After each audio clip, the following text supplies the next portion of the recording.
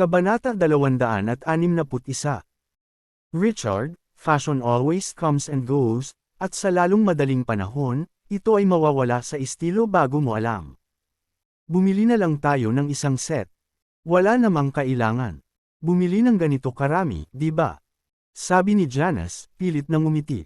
Ayos lang iyon. Kailangan ko rin ng ilang mga bagong karagdagan sa aking wardrobe, kaya bakit hindi bumili ng ilan pa habang tayo ay nasa ito? Walang pakialam na sabi ni Richard. Pero, napatigil si Janice dito. Gusto niyang baguhin ang isip ni Richard, ngunit bago pa man siya makapagsalita, sumingit si Richard, no buts. Miss, pwede mo ba akong tulungang ipack ang mga ito at ilagay sa tab ko? Opo, Ginoo. Tuwang-tuwa rito ang tindera. Ito ang kanyang unang pagkakataon na makatagpo ng isang customer na kasing bukas palad ng isang ito, at agad niyang napagtanto na ang lalaking ito ay malamang na isang bilyonaryo. Nang mapagtanto ito, ang kanyang saloobin ay ganap na nagbago, at siya ay nakaplaster ng isang malawak na ngiti sa kanyang mukha. Pagkatapos, na parang natatakot na magbago ang isip ni Richard sa susunod na segundo, nawala siya sa counter dala ang mga damit na in-order niya. Labis na natulala si Janice sa tanawing ito. Ngayong nag-impake na ng mga damit ang tindera, wala na siyang magagawa para baguhin ang isip ni Richard. Kung gagawin niya, ito ay magiging kahihiyan kay Richard, hindi banggitin ang kanyang sarili din. Ito ay ilang libong dolyar lamang. At saka, matagal na silang magkaibigan ni Richard, tiyak na. Mas mahalaga ang kanilang pagkakaibigan kaysa sa pera. Sa pag-iisip nito, nagngangalit si Janice at nagpasya na huwag nang ibitin pa ito. Sir, gusto mo bang magbayad gamit ang card o anumang paraan ng pagbabayad? Tanong ng tindera habang lumilipad ang mga daliri sa cash register. Itago mo muna sila. Gusto naming tumingin-tingin pa, at magdagdag ng iba pang bagay sa tab, sagot ni Richard. Ano? Gusto mo bang tumingin sa paligid para sa kaunti pa? Ano pa ba ang kailangan mong bilhin? Nawala ang kulay sa mukha ni Janice. Nahihirapan na siyang tanggapin ang perang ginastos ni Richard sa loob ng ilang minuto, at nag-aalala siyang hindi na makakaligtas ang kanyang wallet sa mga susunod na hit. Anong meron, Janice? Di ba sabi mo gusto mo rin ng bagong damit? Tapos na ako sa pamimili ko, pero ikaw hindi pa, kaya syempre, bibilhan din kita. Medyo natarante si Richard sa naging reaksyon ni Janice. Oh! Namula ang mukha ni Janice nang mapagtantong mali ang pagkakaintindi niya sa intensyon nito. Halika na.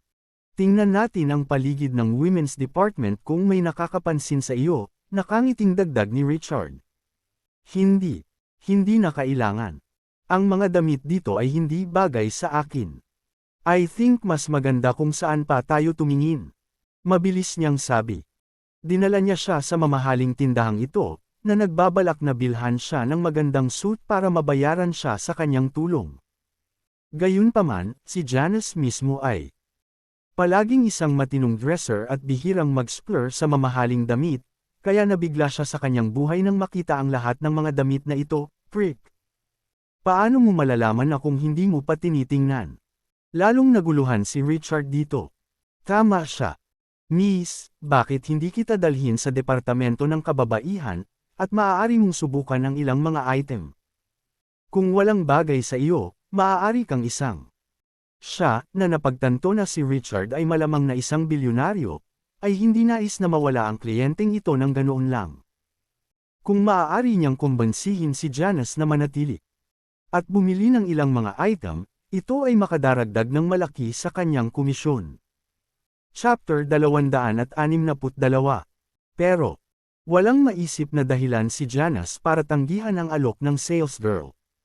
Halika na. Tara tingnan natin. Hinawakan ni Richard ang kamay niya at kinaladkad papunta sa women's department. Nang makitang wala na siyang balak na makaalis dito, napabuntong hininga si Janice at nagpaubaya. Pagkatapos ng lahat, narito na siya. Hindi masasaktan. Ang sinuman na subukan ang ilang piraso. Kahit na lumabas ang mga ito sa kanyang budget, maaari niyang piliin na huwag bilhin ang mga ito. Pumasok si Janice sa women's department na may ganitong kaisipan. Miss, itong mga palda at damit na ito ang mga pinakabagong dagdag sa aming tindahan. I'm sure that the elegant design would look amazing on you, so feel free to try a few of them out. Ang huni ng tindera, sabay turo sa hanay ng mga makantab na damit sa kanyang harapan. Medyo nag-alinlangan si Janice.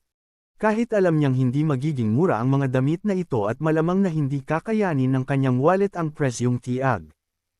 Babae pa rin siya sa puso at gustong subukan ang mga magagandang pirasong ito. Maaari ka bang kumuha ng ilang sikat para tingnan namin? Tanong ni Richard. Of course, sir. Ngumisi ang tindera habang pumipili ng ilang piraso. Janice, sa tingin ko magiging maganda ang mga ito sa iyo. Bakit hindi mo ilagay ang mga ito para sa laki? Nakangiting sabi ni Richard. Sige. Medyo nag-alinlangan si Janice, ngunit patuloy niyang sinasabi sa sarili na hindi masasaktan ang sinuman na subukan ang mga damit. Kaya naman, pumasok siya sa fitting room. Makalipas ang ilang minuto, nagpakita ulit siya, nakasuot ng iba't ibang damit na pinili ng salesgirl para sa kanya. Ang salesgirl ay nagtrabaho sa industriyang ito ng ilang panahon at sa makatuwid, ay may magandang mata sa fashion. Ang lahat ng mga piraso na pinili niya ay mahusay na tugma para sa frame ni Janice at ganap na umakma sa kanya. Miss, ang ganda-ganda mo kaya lahat ng bagay ay kahanga-hanga sa iyo.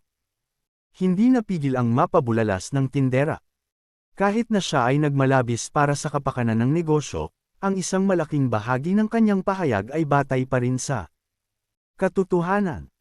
Pagkatapos ng lahat, si Janice ay isang magandang babae na may balingkinitang frame na natural na maganda sa anumang damit. Dahil dito, mukhang supermodel siya sa mga mamahaling damit na ito. Ganoon ba? Lumiwanag ang mukha ni Janice sa tuwa.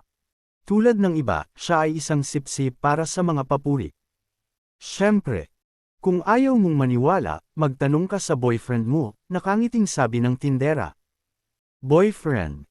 Nawala agad sa masayang ulirat si Janice at namula. Nako, college mate ko siya, hindi boyfriend. Nako. I'm sorry, I must have misunderstood. Paumanhin ng tindera habang sinusundan ng makahulugang tingin si Janice. Masasabi niyang close sina Richard at Janice, at kahit itanggi ni Janice na boyfriend niya ito. Malakas ang kutob niya na isa ito sa mga hinahangaan niya. Bukod pa rito, sa paghusga mula sa kung gaano kabukas palad kumilos si Richard, hindi magtatagal hanggang sa makuha niya ang kanyang puso. Namula si Janice ng mas malalim na kulay ng eskarlata. Alam niyang malamang na hindi siya pinaniniwalaan ng tindera, ngunit hindi niya alam kung paano siya kukumbinsihin kung hindi man. Nang makita ito, mabilis na nagsalita si Richard. Janice, tama ang salesgirl. Napakaganda mo sa mga damit na ito. Nakiliti si Janice nang marinig ang papuri ni Richard, ngunit mabilis siyang nagtampo nang maalala ang numero sa price tag. Kahit na ang pinakamurang sa mga damit na ito ay nagkakahalaga ng humigit kumulang $800, at ang ilan sa mga ito ay may mga 5 figure na tag ng presyo. Kabanata 263. Labas ito sa kanyang budget. Sa tingin ko hindi naman ganoon ka-espesyal. Hindi bale na. Let's go check out some other store. Ibinalik ni Janice ang mga damit sa tindera pagkatapos magpalit. Nawala ang ngiti sa mukha ng salesgirl habang ang disappointment ay bumalot sa kanyang puso. Inaasahan niya na ang ilan sa mga bagay ay makakakuha ng pansin ni Janice. Ngunit sa pangalawang pag-iisip, si Janice ay isang napakagandang babae, at hindi. Nakakagulat kung si Janice ay mas mapili pagdating sa fashion. Sa pag-iisip na ito, lumiwanag ang mukha ng salesgirl nang may pumasok na ideya sa kanyang isipan.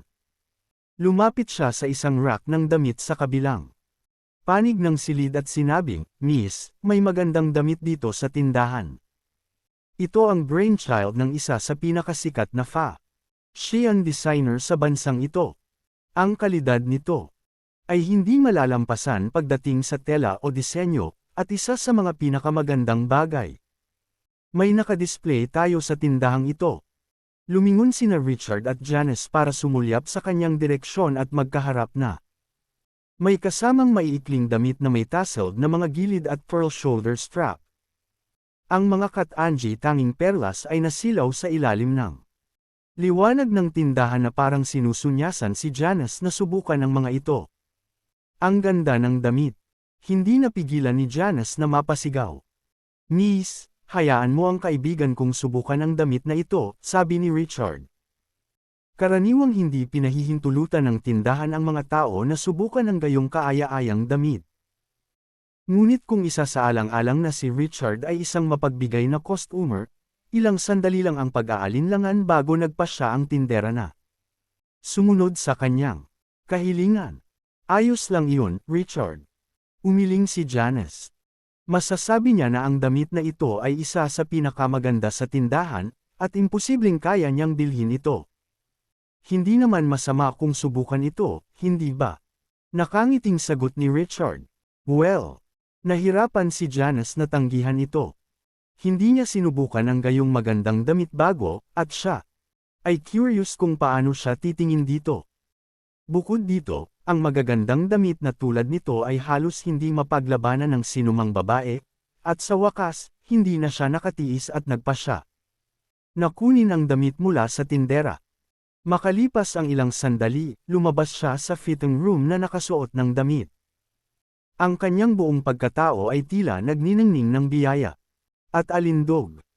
Para bang ang damit na ito ay pinasadya para lamang sa kanya, na gumagapang sa kanyang mga kurbo ngunit hindi nagpapakita ng kahit ano. Ang kulay ay pumupuri sa kanyang kulay ng balat at mga tampok na napakaganda na para siyang kumikinang sa ilalim ng mga ilaw. You look stunning. Napabuntong hininga si Richard. Kahit na maganda si Janice, nanginginig pa rin siya pagdating sa grasya at kumpiyansa, lalo na kung ikukumpara sa tabi. Tabi-tabi kay Iris o Cynthia. Sa karamihan, maaaring sumang-ayon ng isang tao na ang kanyang kagandahan ay katumbas ng Lily o Ariel. Gayunpaman, ang damit na ito ay tila nagpapataas sa lahat ng kanyang mga ari-arian. Ang gandang babae. Ang ilan sa mga customer sa tindahan ay tumigil sa kanilang mga truck upang humanga sa kanya. Ang mga mata ng mga lalaki ay nagniningning sa pananabik at pagsamba, samantalang ang mga babae ay namumula sa inggit. Ganoon ba kaganda sa akin, Richard? Masasabi ni Janice sa reaksyon ng lahat na ang damit na ito ay higit na kamangha-mangha kaysa sa kanya sa Oo. Ang damit na ito ay ginawa para sa iyo. Bilhin natin. Tumango si Richard. Ano? Napabuntong hininga si Janice sa takot. Tiningnan niya ang tag ng presyo sa fitting room ngayon, at halos himatayan sa figure. Ang damit na ito ay nagkakahalaga ng halos 10,000 dolyar. Ito ay hindi na isang tanong kung ang kanyang wallet ay magagawang matamaan hindi niya kayang bayaran. Itong damit na ito. Kabanata 264. Miss, pakidagdag na rin itong damit pati na rin ang iba pang damit na sinubukan ni Janice sa kwenta. Kukunin ko silang lahat. Nagpahayag ng tiwala si Richard. Opo, Ginoo. Ilalagay ko ito sa iyong tab ngayon din. Ang tindera ay ganap na nasa buwan. Mabilis niyang inilagay ang mga damit sa isang paper bag. Ang ngiti sa kanyang mukha ay napakalapad na para bang anumang oras ay mahahati ang kanyang mga pisngi. Teka, miss. I don't want any of them. Mabilis na humakbang si Janice para pigilan siya. Janice, nakakamangha ka sa mga damit na ito. Bakit ayaw mo sa kanila? Natarante si Richard dito. Ay. Pulang-pula ang mukha ni Janice sa kahihiyan, pero hindi na niya naitago ang hiya. Bamulong ito sa kanya, wala akong ganoon kalaking pera. Walang pera. Nabura ang kulay sa mukha ng salesgirl. Ang akala niya ay isang mayaman na lalaki si Richard dahil sa pagiging bukas palad nito ngayon, ngunit ngayon, tila napagtanto niya na ang dalawang ito ay niloko siya sa lahat ng panahon. Sir, gusto mo pa ba itong mga damit? Tanong niya, namuo ang ngiti sa mukha niya. Bilang isang well-trained na sales attendant sa isang high-end na tindahan ng fashion, gaano man siya galit, hindi siya mawawala ng galit sa sinuman sa kanyang mga customer. Siyempre ginagawa namin. Walang pagdadalawang isip na sagot ni Richard. Nabaliw ka na ba, Richard? Ang mga damit na ito ay nagkakahalaga ng $10,000 sa kabuuan, hindi ko ito kayang bilhin kahit kailan. Nawala sa katinuan si Janice. Hindi niya maintindihan kung bakit. Sinubukan pa rin ni Ian na mag-show sa puntong ito. Huwag kang mag-alala. Kayang-kaya ko. Miss, babayaran ko gamit ang card. Nakangiting sabi ni Richard habang inaabot ang kanyang bank card sa salesgirl. Lumiwanag sa tuwa ang mukha ng salesgirl nang makilala niya ang credit card ng River City Bank. Ang katotohanang si Richard ang nagmamay-ari ng card na ito ay nagpatunay na siya ay may napakayaman na background, kaya madali niyang kayang bayaran ang bill. Bagamat hindi pa rin niya maintindihan kung bakit kakaiba ang kinikilos ni Janice, minabuti ng salesgirl na hindi ito pinansin at sa halip ay kinuha sa kanya ang card. Natigilan si Janice habang pinagmamasdan si Richard na nag-swipe ng card. Richard, ang mga damit na ito ay nagkakahalaga ng $10,000. Saan? Saan mo nakuha ang lahat ng perang ito? Pamilyar siya sa background ni Richard. Siya ay isang ulila mula noong ipinanganak, at hindi nagtagal, siya ay dumaan sa isang diborsyo at pinalayas sa bahay ng kanyang dating asawa na wala sa kanyang pangalan.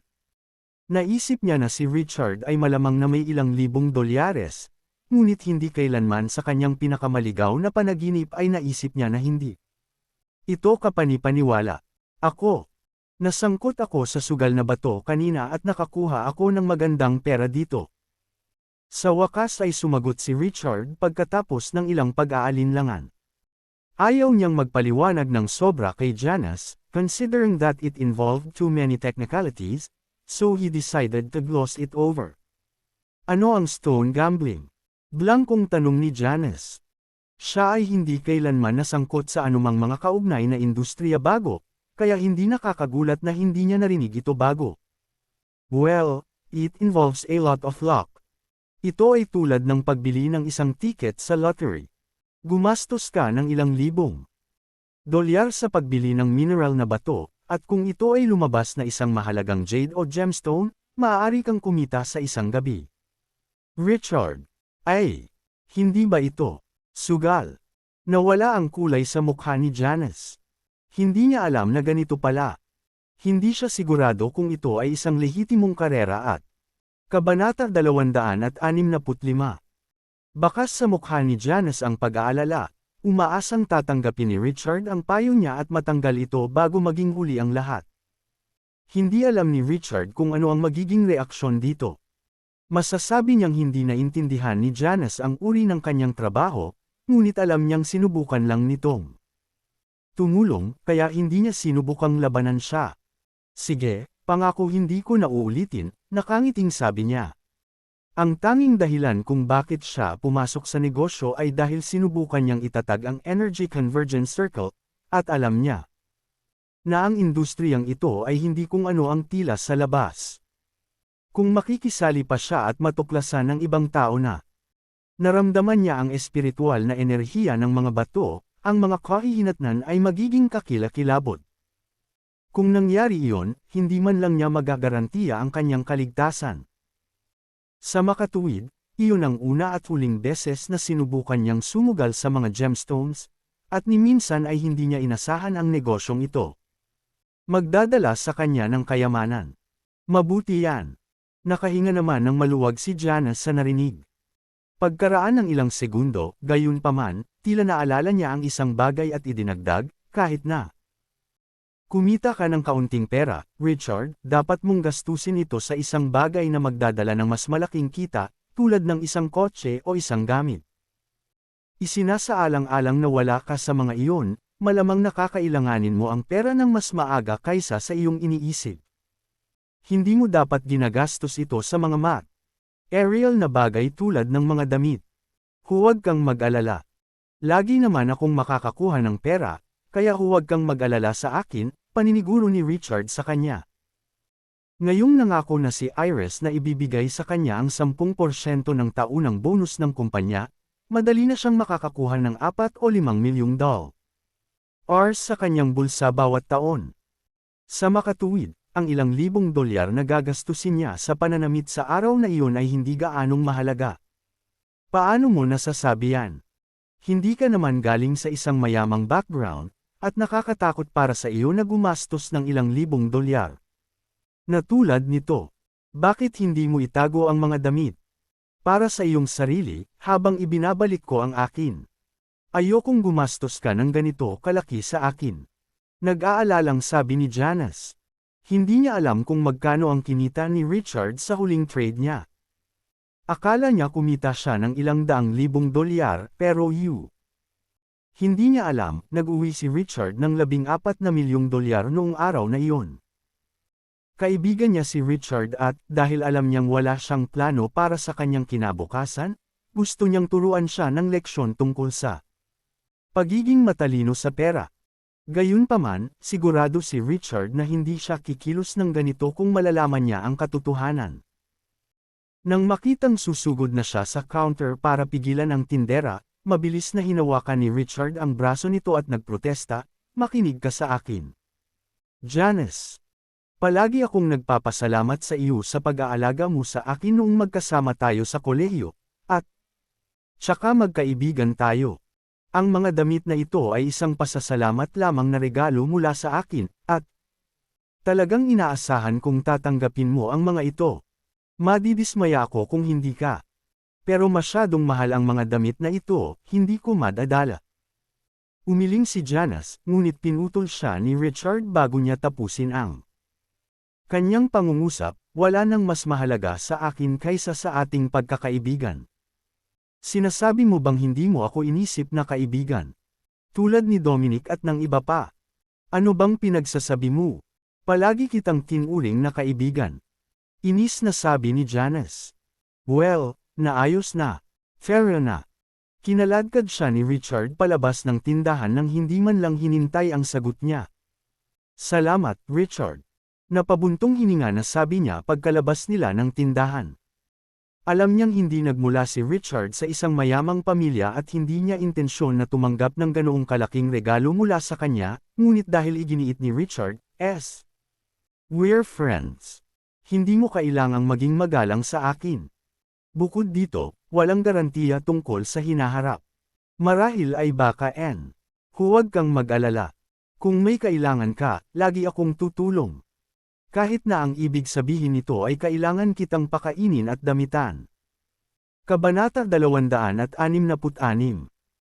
Humalaklak si Janice habang sinasabi ito, ngunit pagkaraan ng ilang sandali, napagtanto niya kung paano madaling maunawaan ang kanyang pahayag, at namula sa kahihiyan.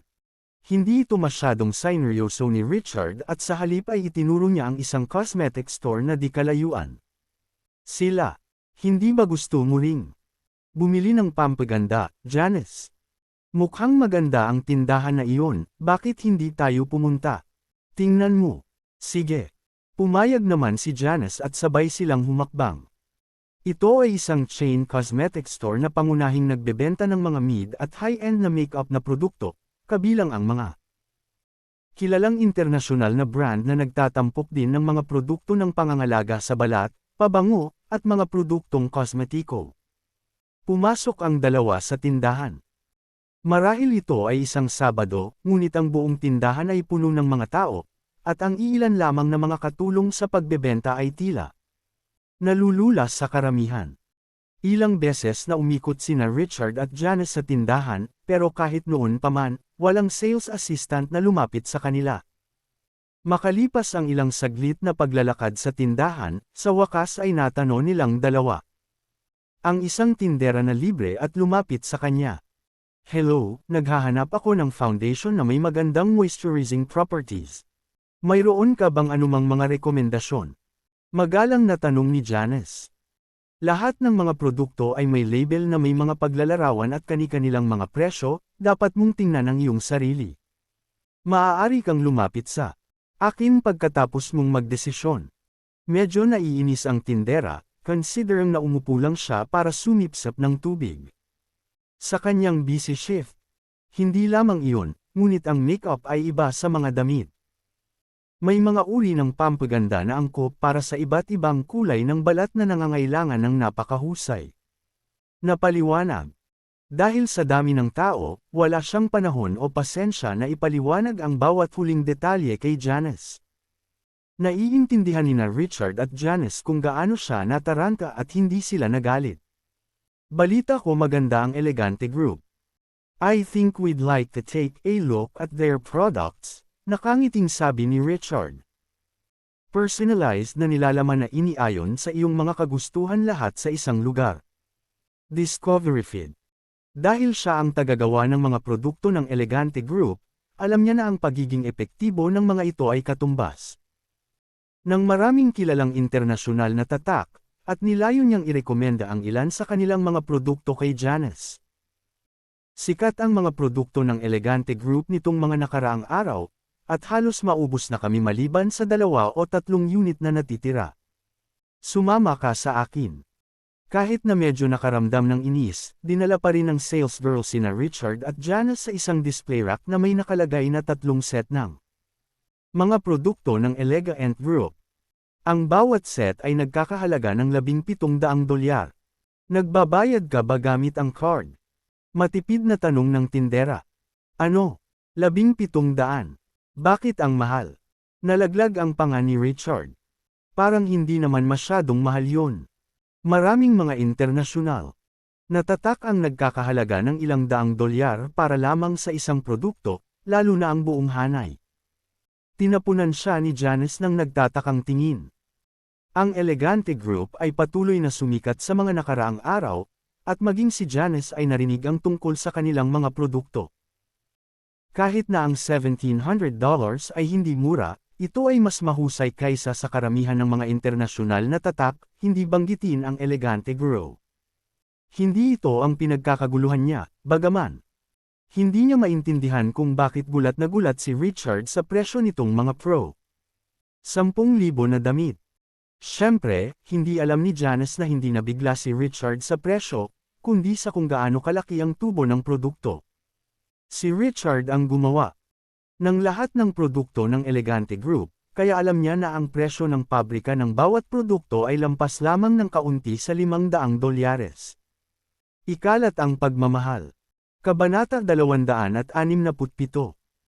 Ayon sa kanyang mga kalkulasyon, ang huling iminungkahing presyo ng pagbebenta ay magiging $1,000 lamang, higit sa lahat, ngunit ngayon, ang tindahang ito ay nagbebenta nito sa halagang $1,700, kaya paanong hindi siya mabigla sa presyo?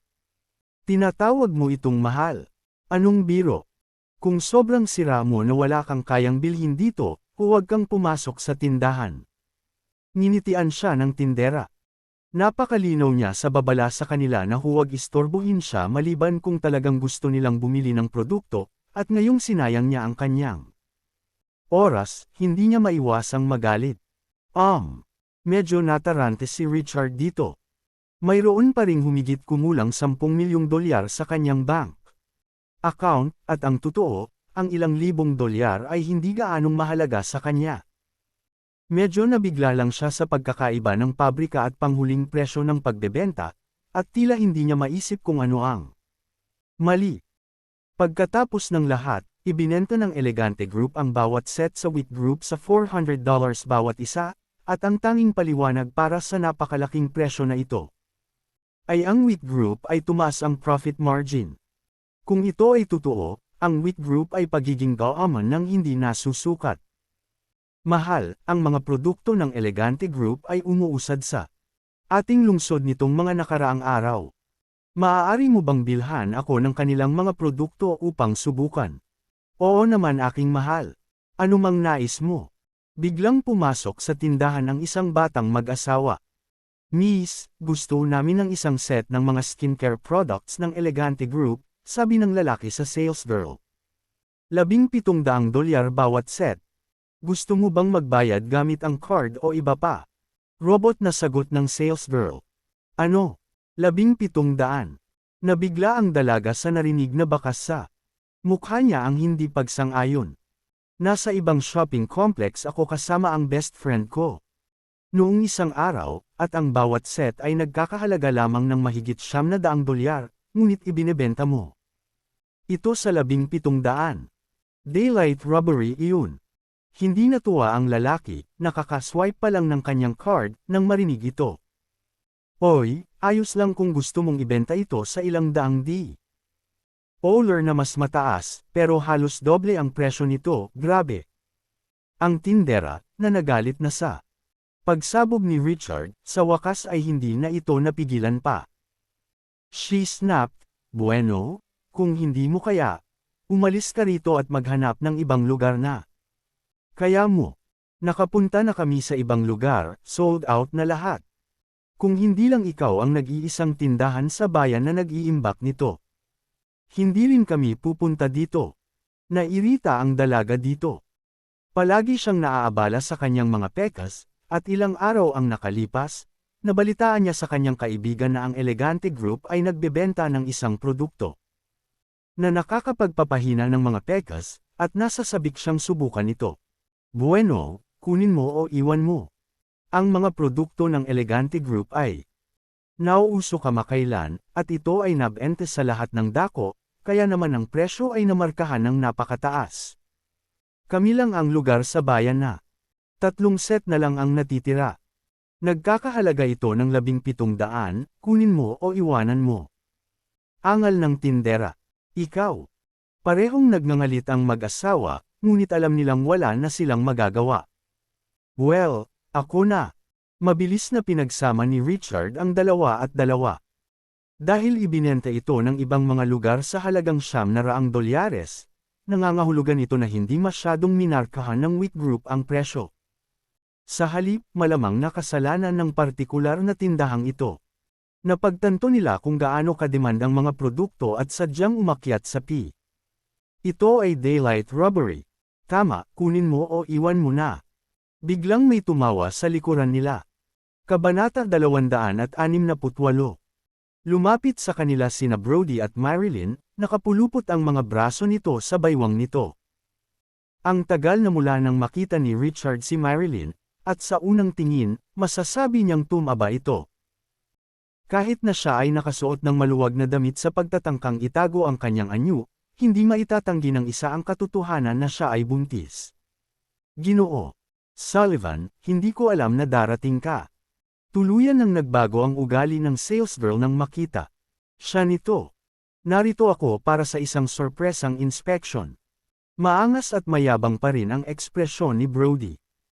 Ang department store na ito ay pag-aari ng Sullivan Enterprises, at lahat ng sangay sa Springfield City ay nasa ilalim ng kanyang pangangasiwa dahil siya ang manager na nangangasiwa sa kanilang mga operasyon. Ano ang nangyayari? Anong nangyari dito? Tanong niya. Ginoo Sullivan, ang mga taong ito ay gustong bumili ng mga produkto ng skincare mula sa Elegante Group ngunit nagrereklamo pa sa mga presyo nito. We request a scene. Sabi ng salesgirl sabay turo kay Richard and the rest with a disgusted look. Sino ang nang-ahas na gumawa ng kaguluhan sa aking relo? Ngumisi si Brody habang nakatingin sa direksyon na itinuturo ng salesgirl at humarap kay Janice. Ang malarosas na labi ni Janice at ang kaaya-ayang katangian ay naging dahilan kung bakit siya madaling tumayo mula sa karamihan, at ang maikli at tasseled na damit na suot niya ay lubos na nakakapagpaganda ng kanyang kurba. Ang kanyang mahaba, balingkinitan na mga binti, na natatakpan ng manipis na medyas, ay nauwi sa isang pares ng kape kulay na open 2 sandals na nagmumula sa parehong gilas at isang pahiwatig ng kaseksihan. Ang kanyang magandang hitsura ay madaling nahatak sa puso ng ibang tao, at hindi nakakagulat na napansin siya ni Brody sa unang tingin at hindi maalis ang kanyang mga mata. Napakagandang babae. Isang kislap ng pagnanasa ang sumilay sa mga mata ni Brody. Bilang tagapagmana ng Sullivan Enterprises, lumaki siya sa kayamanan at kapangyarihan, at sa makatuwid ay nagkaroon ng kanyang makatarungang bahagi ng karanasan sa mga kabataan. Magagandang babae. Sa kabila noon, ito ang unang pagkakataon na mapalapit siya sa isang kasing ganda ni Janice. Kahit na si Marilyn ay hindi masyadong magulo sa kanyang sarili, siya ay nanghina ng husto sa tabi ni Janice. Tama na. Hindi komportable si Janice sa mga mata ni Brody. Hindi lamang hindi pinansin ni Brody ang kanyang babala, ngunit ang iritasyon sa kanyang mukha ay pumukaw ng isa pang antas ng tukso sa loob niya.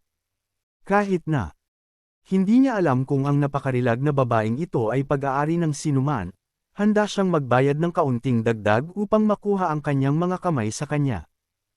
Habang iniisip ito, sumulyap si Brody sa lalaking nakatayo sa tabi ni Janice at natigilan ito nang mapagtantong walang iba kundi si Richard. Hindi ako makapaniwala na ikaw iyon, Richard Wolf. Huli niyang nakita si Richard ay nasa flea market nang bugbugin siya ni Richard kaya nabali ang kanyang paa. Kaka-recover lang niya sa mga sugat niya kanina pa, at hanggang ngayon, medyo malate pa rin siya sa paglalakad. Dahil dito, mas lumalim pa kaysa dati ang galit niya kay Richard.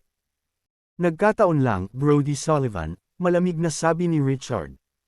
Kahit na nakamove on na siya sa pagtataksil ni Marilyn at tinanggap na niya ang katotohanang wala na silang pinagsasaluhang kinabukasan, hindi iyon nangangahulugang. Ninakaw ng lalaking ito ang kanyang asawa, kaya paano niya nagawang magpatawad at makalimot ng ganoon kadali? Sino yan, Richard? Kilala mo ba siya? Nagulat si Janice nang matuklasan na hindi lamang sina Richard at Brody ang magkakilala, kundi ang Kabanata 269. Ito ang aking dating asawa at ang bastos na kanyang sinipungan. Mahinahong sagot ni Richard na walang kahit isang pahiwatig ng galit o emosyon na bumabagabag sa loob niya. Oh, natigilan si Janice dito. Nabalitaan niya ang magulo na diborsyo ni na Marilyn at Richard, at hindi niya maiwasang makaramdam ng disgusto sa pagmamoltrato ni Richard. Kahit na siya ay isang mahiyain at introvert na tao, hindi niya pa rin maiwasang makaramdam ng galit sa ngalan ni Richard at agad na napalitan ng galit ang ekspresyon ng mukha nito. Richard, hindi ko akalain na makakahanap ka ng ibang babae ng ganito pagkatapos ng hiwalayan natin. Minamaliit ko yata ang iyong kakayahan na manghuli ng mga babae at manlinlang sa kanila. Nagalit si Marilyn dito. Sigurado siyang magkakasundo si Richard pagkatapos ng kanilang diborsyo at hindi na siya makakahanap ng mapapangasawa, ngunit nagulat siya, nasangkot siya sa isa sa pinakamagandang babae sa bayan, si Iris Yun. Hindi lang iyon, ngunit ngayon, tila nakikipag-date siya sa isa pang kaakit-akit na babae. Pareho silang mas maganda kaysa sa kanya, at nagalit siya dito. Nagbibiro ka siguro, mahal kong Maria.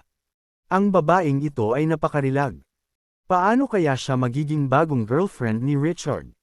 Tiyak na tinansya mo. Siya. Panunuya ni Brody. Mas maganda pa si Janice kaysa sa ilan sa mga celebrity sa big screen, at tiyak, marami siyang mga admirer na pipiliin, kaya paano siya makakapili ng isang bagay, para sa walang katulad ni Richard kaysa sa kanila. Tama ka. Hindi kailanman makakahanap ng girlfriend si Richard Wolf. Tumango si Marilyn at agad na gumaan ang pakiramdam. Malakas ang kutob niya na si Janice, tulad ni Iris, ay malamang na magkaibigan lang ni Richard, at hindi naman sila nagde-date. Anong ibig mong sabihin, hindi na makakahanap ng girlfriend si Richard? Girlfriend niya ako. Napasimangot si Janice sa kanila. Habang inabot niya ang braso ni Richard. Janice. Tumalon ang puso ni Richard sa kanyang lalamunan nang maramdaman ang init ng balat ni Janice sa kanya. Lumingon siya sa tumitig sa kanya nang hindi makapaniwala. Nang makita niyang palihim na komandat sa kanya si Janice ay alam na niya agad ang sinubukan nitong gawin. Salamat, mabait na binibini, dahil iniwan mo si Richard para sa iba. Kung hinding-hindi ako makakahanap ng ganito kaguwapo, maalalahan ng lalaki na tulad niya. Sabi niya kay Marilyn. Dahil doon, marahang inihigapan niya ang kanyang ulo sa balikat ni Richard. Ito, imposible. Kapwa nagngangalit sina Marilyn at Brody. Since inamin ni Janice na girlfriend siya ni Richard, there was no way this could be fake. Sa palagay ni Marilyn, wala siyang pakialam kung makahanap si Richard ng bago at katamtamang Hitsura na kasintahan na madali niyang may parada, ngunit ang problema, mas maganda si Janice kaysa sa kanya at nalampasan siya. Parang may sumampal sa kanya sa tapat niya. Mukha. Si Brody naman ay hindi gumaan ang pakiramdam. Kumpiyansa siya na mas magaling siya kay Richard sa bawat departamento, pero ngayon, mas maganda pa ang bagong girlfriend ni Richard kaysa sa asawa niya. May isip lamang ng isa ang kanyang katakutin. Hindi lang iyon, ngunit sa isang segundo, hindi niya maiwasang makaramdam ng pagkasuklam sa asawa. Huwag mo silang pansinin, Janice. Fair na. Ikalat ang pagmamahal. Kabanata 270. Tatalikod na sana si Richard na nakapulupot pa rin ang braso sa baywang ni Janice. Pagkatapos ng lahat, nalampasan na niya ang kanyang diborsyo, at tinulungan na siya ni Janice na ibalik ang kanyang pride sa harap ni na Marilyn at Brody. Wala nang puntong magtagal pa sa isyong ito. Teka, wala pa tayong binibili, bulong ni Janice sa malambing na boses na nagpantang sa tenga. Masyadong mahal ang mga produkto dito. Wala tayong dapat bilhin. Kung gusto mong makakuha ng isang bagay mula sa Elegante Group, maaari kong makuha ang aking mga kamay sa kanila. Kukunin ko pa kayong dalawa. Nakangiti niyang sagot. Dahil siya ang manufacturer ng mga produkto ng Elegante Group, alam niyang madali niyang madidagdagan ng serum ang mga produkto para mas maging epektibo ang mga ito bago iregalo kay Janice. Hindi, gusto ko ito. Nagkakahalaga lamang ito ng $1700. Miss, bigyan mo ako ng isang set nito. Deklara niya. Alam niya na hindi siya maaaring umatras. Ang $1,700 ay hindi gaanong kalaki, at madali niyang kayang bayaran ito kung ang ibig sabihin nito ay maibabalik ni Richard ang kanyang dignidad sa harap ni Marilyn. Saglit na nag-alinlangan si Richard, saka napagtanto na sinubukan siyang tulungan ni Janice, kaya hindi na niya ito pinigilan pa. Pagkatapos ng lahat, ang $1,700 ay walang kahulugan sa kanya. Hindi yun sapat. Ang presyo ay tumaas ngayon, at ito ay nagkakahalaga ng $17,000 ngayon. Sabi ni Brody sabay ngisi. Hindi niya mapapayagan si Richard na lumayo sa tagumpay. Ano? $17,000. Anong kalokohan ang pinagsasabi mo? Nalaglag ang panga ni Janice. Doble. $34,000. Tuwang-tuwa silang itinuro ni Brody ang dalawang daliri. How dare you, Brody Sullivan? How dare you raise the price ng ganyan lang? Putol ni Richard, madilim ang mukha. Triple. $51,000. Inilabas ni Brody ang isa pang daliri nang hindi man lang kinikilala si Richard. Ikaw. Galit na galit si Janice kaya namula ang buong mukha niya, pero alam niyang walang mananalo dito. Hindi bale, Richard. Ayoko. Na nang ganito. Umalis na tayo. Hinatak niya ang braso nito, balak niyang tapusin ito. Hindi. Pupunta ako sa ibaba nito, at kapag natapos ko na siya, makikita natin kung sino ang tumatawa. Galit si Richard. Hindi niya sinadyang ipakita si Brody bago ito, ngunit ang sinadyang pagtaas ng presyo ay nagpagulo sa kanyang mga balahibo. Ipaglalaban mo ba ako? Sa panaginip mo, Richard. Ang department store na ito ay pag-aari ng aking kumpanya, at ako ang tagapamahala. Na nangangasiwa sa mga sangay, kaya ang tawag ko rito. Paano ka? Mananalo laban sa akin? Ngumisi si Brody, kumikinang ang kanyang mga mata sa tagumpay. Hanggat tumanggi siya, hinding-hindi makukuha ni Richard ang mga produktong gusto niya kahit gaano pa siya kalaki ng pera. Huwag kang padalos-dalos, Richard. There's no way you'll win this, nag-aalalang sabi ni Janice. Hindi niya maiwasang makonsensya dahil dito. Kung nangyari siya, nag-aalala siyang baka mapahiya pa si Richard sa engkwentro na ito. Tinapik ni Richard ang kanyang kamay bilang pagtiyak, pagkatapos ay tumingin kay Brody. Hindi ka dapat umasa, Brody. Kahit na ang tindahan na ito ay pag-aari ng Sullivan Enterprises, wala sa mga produkto, lalo na hindi sa Elegante Group, ang pag-aari mo. Ngayong sadyang itinaas ng sangay na ito ang presyo sa masasamang antas, Iuulat ko ang insidenteng ito sa depa ng pamamahagi ng produkto. Chapter 271. Huwag kang mag-alala. Ilang pawn lang sila. Hindi nila ako mahahawakan ng buhok. Ngumiti si Richard nang may kumpiyansa. Ang kanyang lakas ay nalampasan ang initial innate state at natalo pa niya ang isang martial artist na nasa intermediate innate state kamakailan. Ang mga lalaking nauna sa kanya ay mga mandirigma lamang na walang bakas ng tunay na enerhiya, kaya't maaari lamang silang maging mas malakas ng kaunti kaysa sa mga ordinaryong bodyguard at walang kapantay para sa kanya. Brat, sinong tinatawag mong pawns? Gusto mo bang mamatay? Galit na galit ang apat na lalaki. Hindi sila pinansin ni Richard at malamig na tinitigan si Brody. Brody Sullivan, binalaan na kita na huwag mo akong tatalikuran. Binibigyan kita ng huling pagkakataon. Tumigil ka na, at maaari akong magpanggap na hindi ito nangyari, o babayaran mo ito. Sumabog ang mga tao sa paligid nila sa sinabi ni Richard. Sino itong batang ito? Masyado siyang mayabang. Oo. Kalaban niya ang apat na malalakas na lalaki. Malamang papalipad siya sa isang suntok lang. Ano ang nagbibigay sa kanya ng lakas ng loob na sabihin ang ganoong bagay? Nag-usap-usap ang mga tao, na aliw sa kay-abangan ni Richard. Kahit na matangkad si Richard, medyo payat siya at kahit sino sa mga propesyonal na manlalaban ay madali siyang matatalo. Sa lalong madaling panahon, hindi ka na makakakilos ng sobrang saplada. Sige, turuan mo ako ng leksyon. Nakangising utos ni Brody. Na-provoke ang mga lalaki sa sinabi ni Richard kanina at hindi na sila nagtimpi ng humakbang papalapit sa kanya. Richard, ingat ka. Tinakpan ni Janice ang bibig at namutla sa takot. Naging kaklase niya si Richard sa loob ng 4 na taon nilang kolehiyo at alam niya ang limitasyon ng kakayahan nito. Hindi man lang natalo ni Richard. Si Dominic na laging nang-aapi sa kanya, at ang 4 na lalaking nauna sa kanila ay mas malakas kaysa kay Dominic, kaya siya.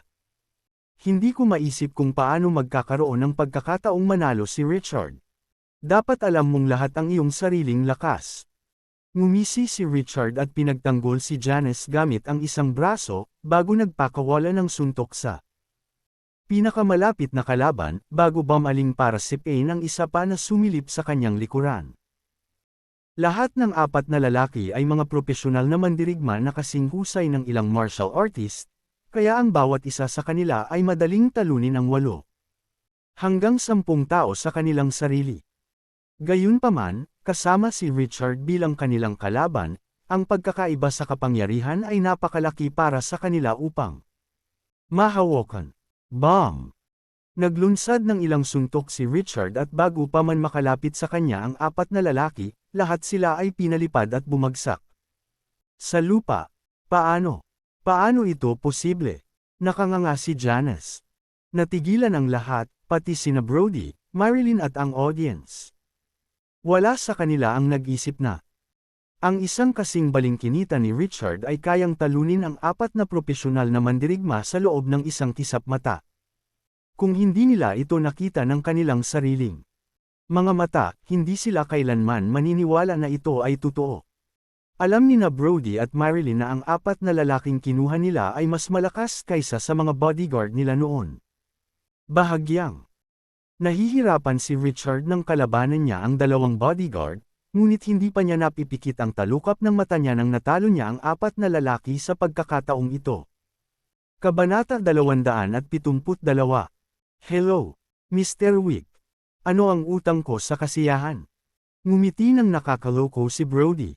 Kapwa siya at si Jensen ay mga supling ng mayayamang pamilya, ngunit ang Wick ay isa sa pinakamakapangyarihang pamilya at ang Sullivan Enterprises ay kabilang sa isang mas mababang antas sa termino ng impluwensya at kapangyarihan.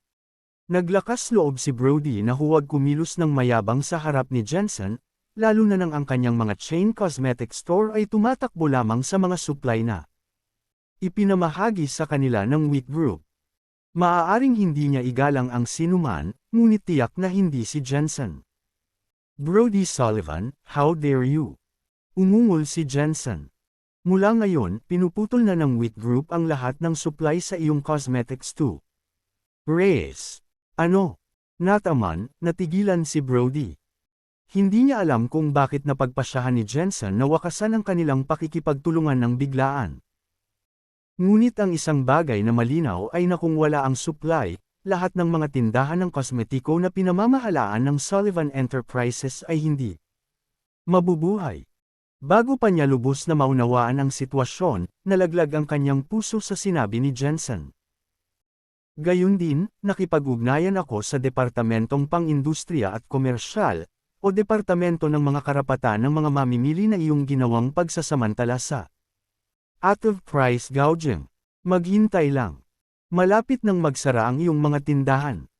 Ngumuso si Jensen bago ibinaba ang tawag. Napailing si Brody habang nakikinig sa beep sa telepono. Nadulas ang phone niya sa kamay at nahulog sa lupa. Kahit na ang Sullivan family ay may mga koneksyon sa industrial at komersyal na departamento, o Consumers Rights Department, ang kanilang mga koneksyon ay halos hindi maihahambing sa Wick family. Dahil si Jensen ay mukhang mapilit na makisali, naisip na lamang ni Brody kung gaano kalupit ang mga kahihinatnan nito. Honey, anong meron? Anong nangyari? Nakita ni Marilyn ang pagkagulat na ekspresyon sa kanyang mukha at isang masamang pakiramdam ang pumalit sa kanya. Naisip niyang muli ang tawag ni Richard at napagtanto niyang nagsampa nga siya ng reklamo. Gayunpaman, sa pangalawang pag-iisip, ang complaint ay hindi dapat mangahulugan ng anuman kung isa sa alang-alang ang koneksyon ng pamilya Sullivan sa kani-kanilang mga departamento. Kanina lang ako tinawagan ni Mr. Jensen Wick. Sinabi niya na tinatanggal niya ang lahat ng mga supply sa aming kumpanya, at nakipag-ugnayan na siya sa kani-kanilang mga departamento para isara ang aming mga operasyon. Nataranta na ungol ni Brody, hindi niya matanggap ang nangyari. Ano? Tuluyan nang nawala ng pag-asa si Marilyn at napabuntong hininga. Akala niya ay nagulat si Richard sa gobyerno para lang sabihin na direktang nakipag-ugnayan siya sa Wheat Group. Ang Wheat Group ay ang tanging supplier para sa mga high-end na cosmetic na produkto sa mga kalapit na lungsod at matalino si Richard na gamitin ang Wheat Group laban sa Sullivan Enterprises. Upang durugan ang Sullivan Enterprises.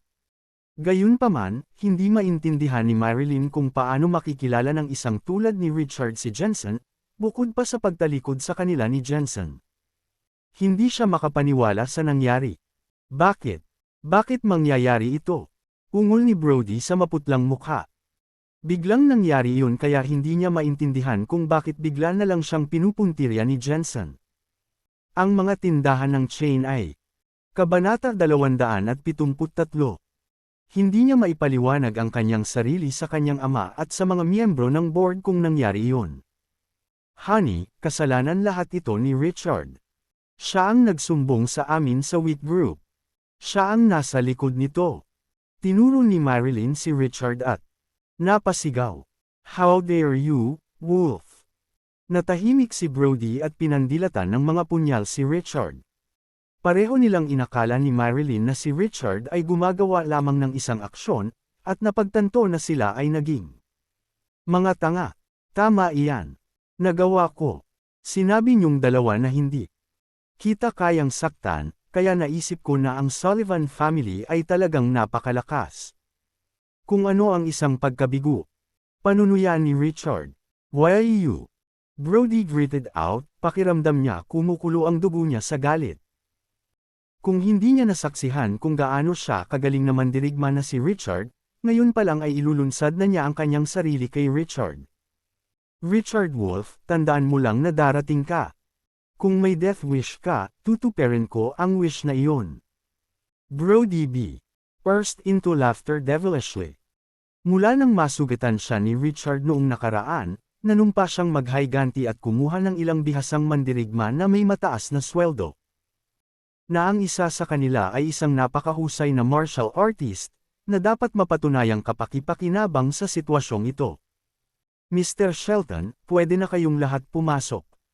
Pumalakpak si Brody at pumasok ang 5 lalaki na nagbabantay sa tindahan mula Sa labas, ang lalaking namumuno sa grupo ay nasa mid-30s. Casual siyang nag-waltz papasok habang nasa likod ang kanyang mga kamay, na para bang wala siyang pakialam sa mundo kahit na ang S. Bumagsak si Kai. Ang apat na iba ay may matataas na taas at malalakas na build sa ilalim ng mga suit na kanilang isinuot at tila mas malakas ng bahagya kaysa sa mga kasamang bodyguard. Brody Sullivan. Ano sa palagay mo ang iyong ginagawa? Gusto mong gumamit ng karahasan? Nagdilim ang ekspresyon ni Richard. Natatakot. Nabalian mo ang paa ko noon at ngayon, ipapasara mo ang operasyon ng ating mga chain store. Babayaran kita. Sumigaw ng masama si Brody, bago tumingin sa mga lalaki. Agad namang pinalibutan ng mga lalaki maliban sa pinuno ng grupo sina Richard at Janice. Hindi akalain ni Janice na lalala ang sitwasyon at mamumutla habang umuungal, "Samobra ka na talaga. Binabalaan kita. Ito ako. Ang pulis. Tawagan sila. Sa oras na makarating sila dito. Nasa lupa na kayong dalawa." Ngumisi si Brody. Desidido siyang saktan si Richard, at hanggat walang napatay. "Bakit ikaw?" Namumula ang mukha niya habang hindi siya nakaimik. Nang mapansin ang tensyon sa hangin, ang iba pang mga customer ay agad na umalis, na may ilang mas matapang na naiwan. Upang bantayan sila mula sa malayo. "Richard, ano ang dapat nating gawin ngayon?" Kinagat ni Janice ang ibabang labi dahil nag-aalala. Hindi pa siya nakakaranas ng ganitong sitwasyon. Noon at walang ideya kung ano ang dapat niyang gawin. Chapter 274. Huwag kang mag-alala. Ilang pawn lang sila. Hindi nila ako mahahawakan ng buhok. Ngumiti si Richard nang may kumpiyansa. Ang kanyang lakas ay nalampasan ang initial innate state at natalo pa niya ang isang martial artist na nasa intermediate innate state kamakailan.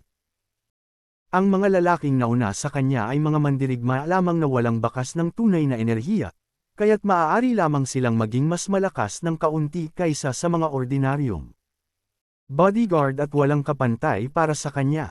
"Brat, sinong tinatawag mong pawns? Gusto mo bang mamatay?" Galit na galit ang apat na lalaki. Hindi sila pinansin ni Richard at malamig na tinitigan si Brody. "Brody Sullivan, binalaan na kita na huwag mo akong tatalikuran. Binibigyan kita ng huling pagkakataon. Tumigil ka na, at maaari akong magpanggap na hindi ito nangyari, o babayaran mo ito." Sumabog ang mga tao sa paligid nila sa sinabi ni Richard. "Sino itong batang ito? Masyado siyang mayabang." "Oo. Kalaban niya ang apat na malalakas na lalaki. Malamang papalipad siya sa isang suntok lang. Ano ang nagbibigay sa kanya ng lakas ng loob na sabihin ang ganoong bagay?" Nag-usap-usap ang mga tao, na aliw sa kay-abangan ni Richard. Kahit na matangkad si Richard, medyo payat siya at kahit sino sa mga propesyonal na manlalaban ay madali siyang matatalo. Sa lalong madaling panahon, hindi ka na makakakilos ng sobrang saplada. "Sige, turuan mo ako ng leksyon." Nakangising utos ni Brody. Naprovoke ang mga lalaki sa sinabi ni Richard kanina at hindi na sila nagtimpi ng humakbang papalapit sa kanya. "Richard, ingat ka." Tinakpan ni Janice ang bibig at namutla sa takot. Naging kaklase niya si Richard sa loob ng 4 na taon nilang kolehiyo at alam niya ang limitasyon ng kakayahan nito. Hindi man lang natalo ni Richard. Si Dominic na laging nang-aapi sa kanya, at ang 4 na lalaking nauna sa kanila ay mas malakas kaysa kay Dominic, kaya siya. Hindi ko maisip kung paano magkakaroon ng pagkakataong manalo si Richard. Dapat alam mong lahat ang iyong sariling lakas. Ngumisi si Richard at pinagtanggol si Janice gamit ang isang braso bago sumuntok sa pinakamalapit na kalaban bago bumaling upang sipain ang isa pa na sumilip sa kanyang likuran. Lahat ng 4 na lalaki ay mga propesyonal na mandirigma na kasing husay ng ilang martial artist, kaya ang bawat isa sa kanila ay madaling talunin ang 8 hanggang 10 tao sa kanilang sarili. Gayunpaman, kasama si Richard bilang kanilang kalaban, ang pagkakaiba sa kapangyarihan ay napakalaki para sa kanila upang mahawakan. Bang! Naglunsad ng ilang suntok si Richard at bago pa man makalapit sa kanya ang apat na lalaki, lahat sila ay pinalipad at bumagsak. Sa lupa. Paano? Paano ito posible? Nakanganga si Janice. Natigilan ang lahat, pati sina Brody, Marilyn at ang audience. Wala sa kanila ang nag-isip na ang isang kasing balingkinita ni Richard ay kayang talunin ang apat na propesyonal na mandirigma sa loob ng isang kisap mata. Kung hindi nila ito nakita ng kanilang sariling mga mata, hindi sila kailanman maniniwala na ito ay totoo. Alam ni na Brody at Marilyn na ang apat na lalaking kinuha nila ay mas malakas kaysa sa mga bodyguard nila noon. Bahagyang nahihirapan si Richard nang kalabanan niya ang dalawang bodyguard, ngunit hindi pa niya napipikit ang talukap ng mata niya nang natalo niya ang apat na lalaki sa pagkakataong ito. Kabanata 275. Ito ay hindi kapanipaniwala. Naturally, ang hindi nila alam ay nasa advanced na acquired state si Richard ilang araw na noon pa man, ang kanyang cultivation level ay bumilis na lampasan ang inisyal na likas na estado, kaya natural lang na matalo niya ang apat na manlalaban. May mabuti. Napakahusay na nakakabilib. Ito ang unang pagkakataon na nakakita ako ng isang tao na nagawang sungay ang kanilang panlabas na kapangyarihan sa ganitong lawak. Pumalakpak si Mason Shelton na may pagsang-ayon sa kanyang mga mata. Hindi ginamit ni Richard ang kanyang tunay na lakas sa kanyang pag-atake kanina, na nagpatunay na hindi siya isang martial artist at isa lamang sanay na manlalaban. Ang panlabas na kapangyarihan ay tanging ibabaw lamang ng martial art at para maabot ni Richard ang ganoong yugto ng lakas sa pamamagitan ng pagsasanay para sa panlabas na kapangyarihan, kailangan niyang maging isang mahuhusay na individual. Ikaw, martial artist ka ba? Kinaikit ni Richard ang kanyang mga mata nang maramdaman niya ang totoong enerhiyang dumadaloy sa loob ng katawan ng kanyang kalaban. Gayunpaman, dahil hindi pa kumikilos si Mason, hindi niya masabi kung gaano talaga kalakas si Mason. Batay sa kumpiyansa sa mukha ni Mason, dapat ay sanay siya. Nagulat ako na napansin mo. Nagmamalaki si Mason. Ang panloob na kapangyarihan ay ang pinakapundasyon ng martial art at lahat ng martial artist ay kailangang sanayin para sa panloob na kapangyarihan. Ilang raw gems lang ang magtatagumpay, kaya para maging martial artist si Mason, dapat may strength matching siya sa title. Mr. Mason, medyo mahirap ay handle itong brat na ito, ipaubaya ko na. Sa iyo ang iba. Kailangan mong maghayganti para sa akin. Magalang na sabi ni Brody. Nakita na niya kung ano ang kayang gawin ni Mason gamit ang sarili niyang mga mata at si Mason ay nakapagdura ng mga bato gamit lamang ang kanyang mga kamao tulad ng mga kathang-isip na karakter sa mga nobela. First time niyang expose sa ganoong milagro, kaya confident siya sa kakayahan ni Mason na talunin si Richard. Magtiwala ka, Mr. Sullivan. Isa lang siyang ordinaryong manlalaban. Madali ko siyang matatalo. Nagmamalaki si Mason. Ang panloob na kapangyarihan ay isang mas malawak na larangan kaysa sa panlabas na kapangyarihan. Sa pananaw ni Mason, si Richard ay isang bihasang manlalaban na sinanay sa panlabas na kapangyarihan, at hindi posibleng maging katapat niya. Brat, ikaw ay isang mahuhusay na manlalaban. Lumuhad ka lang at humingi ng tawad kay Mr. Sullivan. Susubukan kong kausapin siya sa awa mo. Mataman na tinitigan ni Mason si Richard. Lumuhad ka, ha? Hindi masamang ideya iyon. Kung luluhod kayong dalawa at humingi ng tawad mamaya, baka ilibre ko kayo. Walang pakialam na sabi ni Richard. Ang yabang. Galit na inihampas ni Mason ang palad sa mesang nasa harapan niya. Bam! Kasunod ng nakakabinging tunog, nagkapira-piraso ang lamesang bato. Napanganga ang mga tao sa nakita at napaatras sa takot. W.O. Sino ang lalaking ito? Nabasag lang niya ang isang table na gawa sa bato. Tao ba siya? Kung sino man ang kukuha ng suntok mula sa taong iyon, ang kanilang mga buto ay mababasag din.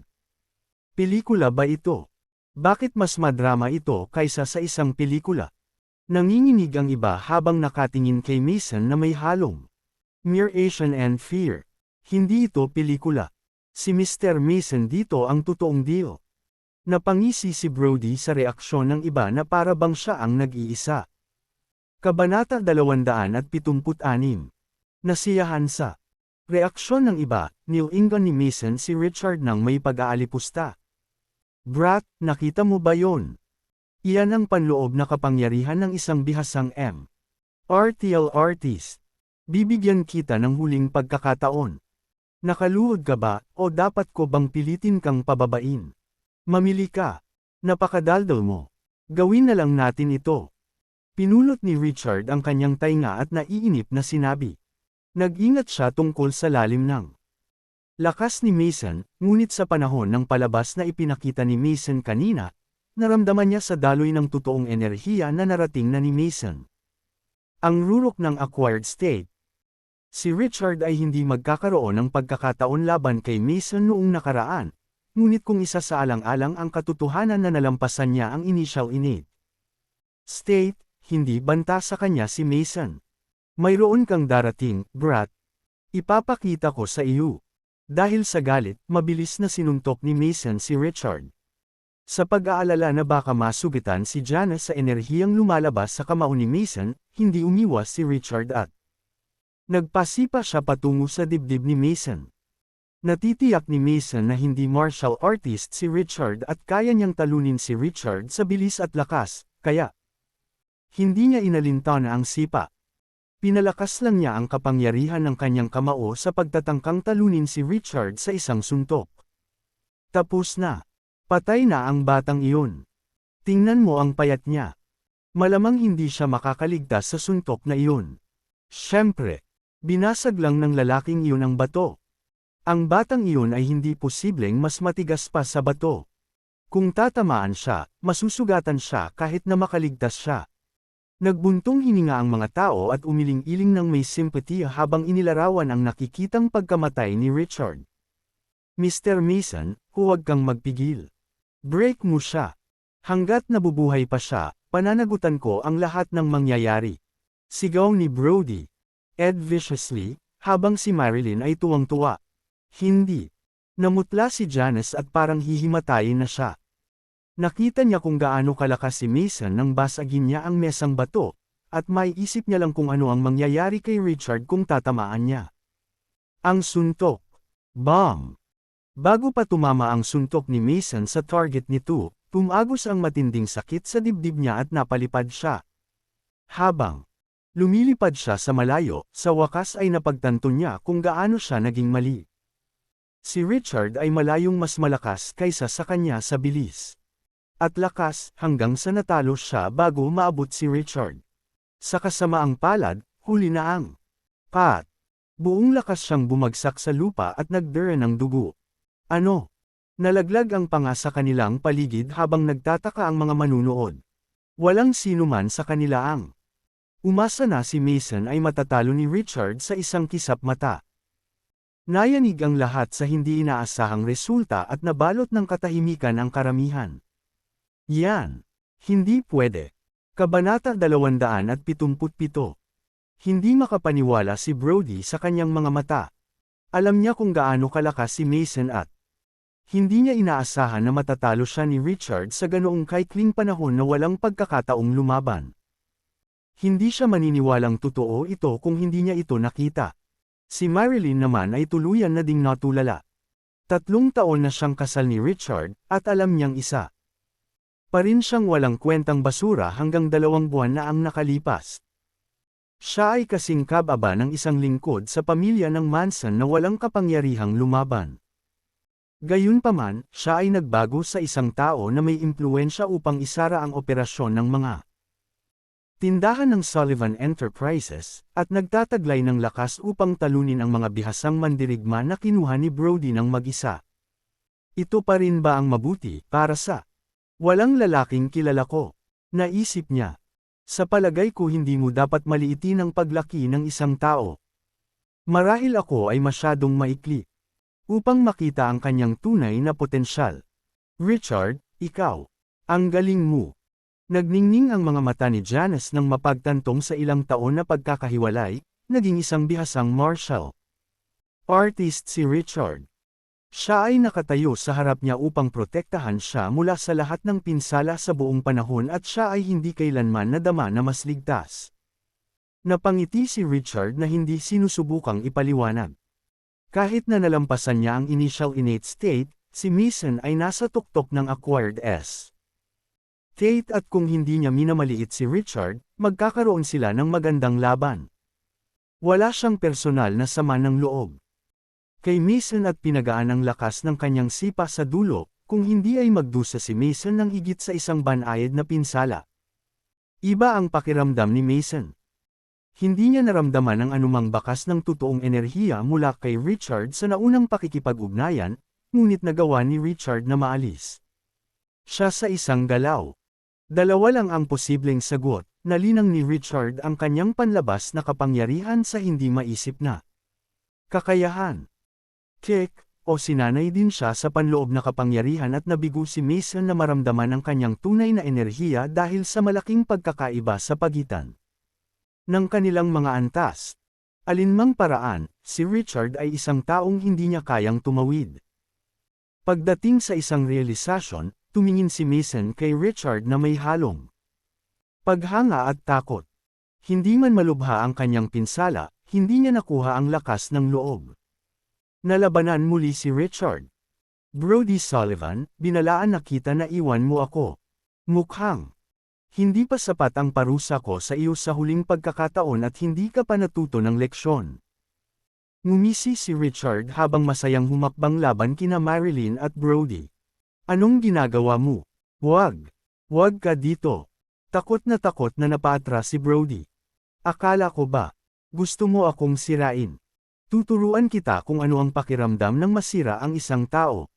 Mapanuksong sabi ni Richard bago sinipa si Brody pababa sa lupa. Hindi.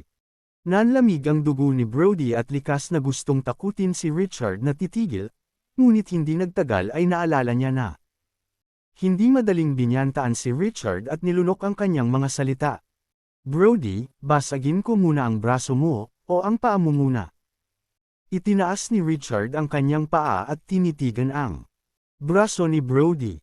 Dahil sa takot, nasaraan ng loob si Brody at napaluhod habang nagsusumamo, nagkamali ako, Richard. Mangyaring magpakita ng awa, at iligtas ako. Kabanata 278. Ipinapangako ko sa iyo na ito na ang huling pagkakataon. Hindi na ako makikialam sa iyong paraan kahit kailan. Huli na para malaman mo ang iyong mga pagkakamali. Ngumisi si Richard at handang hampasin. Takot na sabi ni Brody, teka. Sabi mo ililibre mo ako kung luluhod ako. Paano ka makakabalik sa sarili mong salita? Natahimik si Richard at naalala na binanggit nga niya na maaari niyang i-consider sina Brody at Mason kung luluhod sila sa harap niya. Noon iyon, at ngayon. Tsaka sinabi ko lang na i-consider ko. Hindi ako nangako. Panunuya niyang sabi. Ikaw. Galit na galit, nagmura si Brody sa loob, ngunit nagpa siya na maputi. Bukus sa pamamagitan ng kahihiyan. Binitawan na niya ang pride at lumuhad kay Richard, kaya hindi siya basta-basta sumuko. Marilyn, asawa kita. 3 taon kang kasal ni Richard. Humingi ka ng awa para iligtas niya ako. Umaasa niyang tawag kay Marilyn. Ay. Nagdilim ang ekspresyon ni Marilyn. Bagamat siya ang dating asawa ni Richard, hindi pa naging karapat-dapat si Richard sa asong iniingatan nila sa bahay. Ang paghingi sa kanya ng awa mula sa isang taong kanyang minamaliit ay napakahiyang nakakahiya. Ngunit wala siyang pagpipilian kung ang buhay ni Brody ay nasa linya. Richard, nakikiusap ako sa iyo.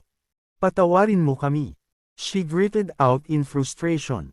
Ganyan ka ba humingi ng awa? Panunuya ni Richard. Ay. Nagdilim ang ekspresyon niya.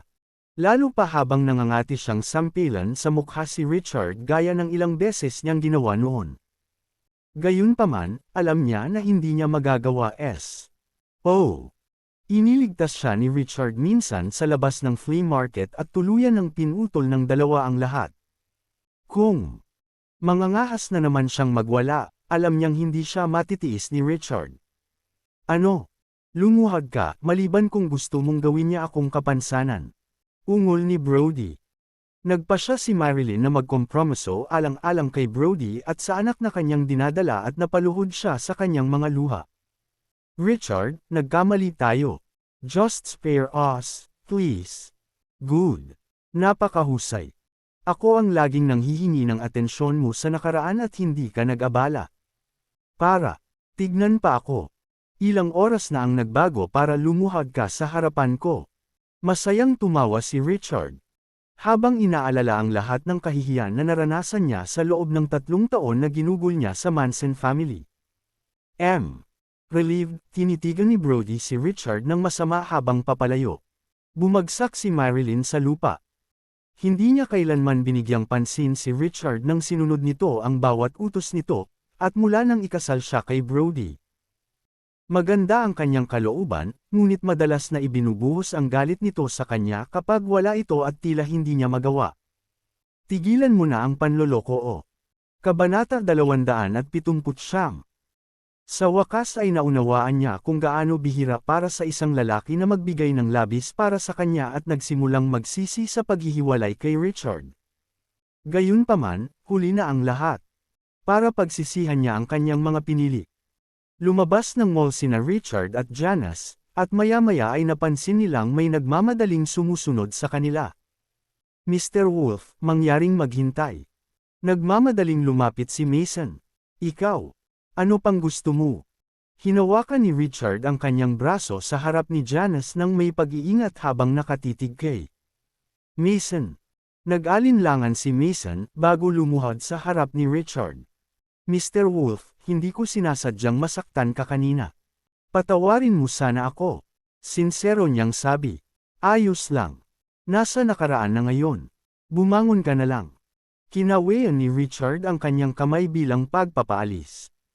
Alam niyang ginagawa lang ni Mason ang inupagawa sa kanya at dahil wala siyang personal na sama ng loob kay Mason, naramdaman niyang hindi niya kailangang magalit kay Mason dahil sa hindi gaanong mahalagang bagay. Sa halip na bumangon, iniyuko ni Mason ang kanyang ulo at magalang na sinabi, Mr. Wolf, gusto kong humingi ng tulong sa iyo at sana ay pumayag ka. Tahimik siyang nilingan ni Richard bago nagtanong, at ano iyon? Gusto kong ikaw ang maging Panginoon ko. Seryosong sabi ni Mason. Ano, Master? Nagulat si Richard sa hiling. Si Mason ay hindi bababa sa 7 taon na mas matanda kay Richard at ang magkaroon ng isang alagad na mas matanda sa kanya ay magiging katawa-tawa. Oo. Nangako ang mga martial artist na sundan ang mga tunay na makapangyarihan. Maswerte akong nasaksihan. Ang iyong lakas ngayon lang. Naisip ko na kailangan mong magkaroon ng malaking panloob na kapangyarihan at malamang na naabot mo na ang kaharian ng isang Supreme Master. Ako ay nakatuon sa martial arts, ngunit naabot ko ang isang bottleneck sa paglilinang. Gusto kong maging alagad mo para makatulong ka. Ipapasa ko. Tumangala si Mason kay Richard nang may paghanga. Madarama ng mga martial artist. Ang antas ng paglilinang ng isa't isa sa pamamagitan ng mga alon ng kanilang tunay na enerhiya, ngunit sa loob lamang ng margin ng isang antas. Si Mason ay nasa tuktok ng acquired state, kaya naramdaman niya ang totoong enerhiya ng isang tao sa tuktok ng innate state. Gayunpaman, hindi niya makita ang tunay na enerhiya ni Richard, na nangangahulugan na ang antas ni Richard ay lumampas sa kung saan maaari niyang makita. Range.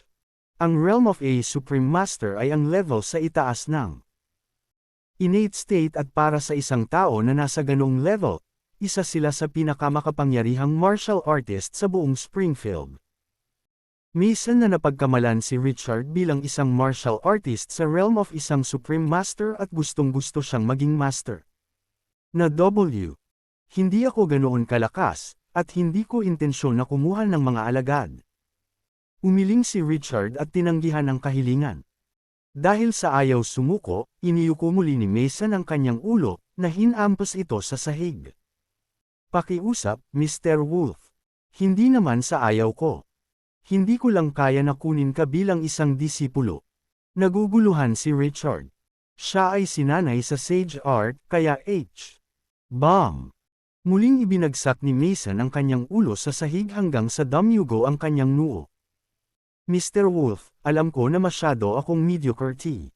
Kabanata 280.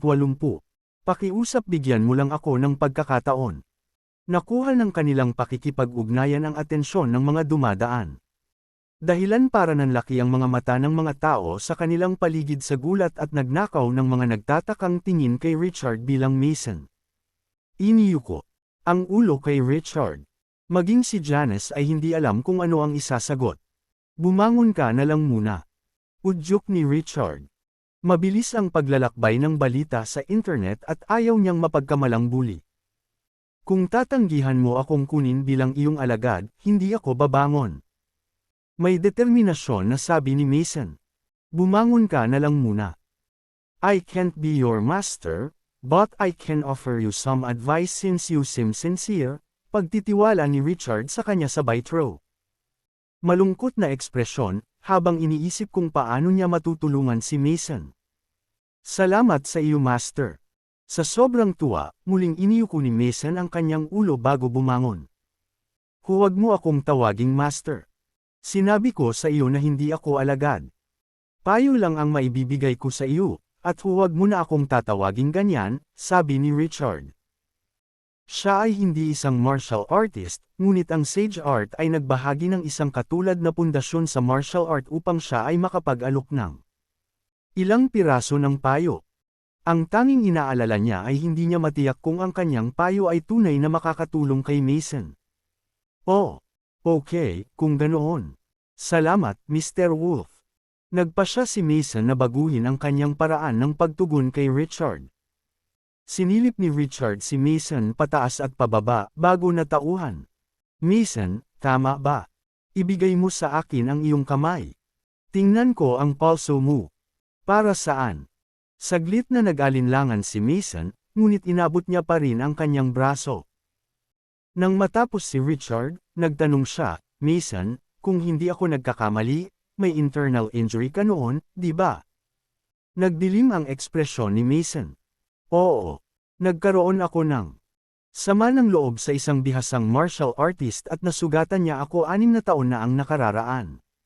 Simula noon, hindi na ako nakalampas sa tuktok ng acquired state. Nakita ko. Bulalas ni Richard. Sa pagsuri sa katawan ni Mason, napansin niyang nasira ang ilang batik sa internal circulation ni Mason, na naging sanhi ng pagbabara. Kung siya maaaring i-unblock ang sirkulasyon, maaaring malampasan ni Mason ang kanyang bottleneck at hindi na kailangang problemahin ni Richard ang kanyang sarili sa pagbibigay ng anumang payo kay Mason. Maupo ka. Inutusan ni Richard si Mason na maupo nang nakakross ang mga paa sa isang tahimik na lugar, bago gamitin ang 6 points of faith ni Presna. Kumanta ng kanyang mga daliri sa mga pressure point ni Mason. Ang panloob na pinsala na natamo ni Mason ay matagal nang nakabawi, na nag-iwan ng banayad na pagbabara sa loob ng kanyang katawan at ito ay isang problema na madaling malutas ng isang taong may kakayahan ni Richard. Ilang sandali pa, isang alon ng singaw ang bumuhos mula sa tuktok ng ulo ni Mason. Una niyang naramdaman ang isang bukol sa kanyang lalamunan, bago dumura ng isang subo ng colored blood. Well, ano ang nararamdaman mo ngayon? Huminto si Richard at nakangiting tanong. Anong klaseng tanong yan? Dumudura ako ng dugo, kaya ayos lang ba ako? Napaisip si Mason sa kanyang sarili, bago naramdaman ang kanyang tunay na enerhiya na dumadaloy ng maayos sa kanyang katawan. Ang intermediate innate state. Ang aking antas ay tumaas ng 2 antas at naabot ang intermediate innate state. Paano? Paano ito posible? Napatalon siya sa tuwa. Kinalma niya ang sarili upang suriin ang kanyang sariling antas ng paglilinang at tuwang-tuwa siya nang makumpirma niyang tama siya.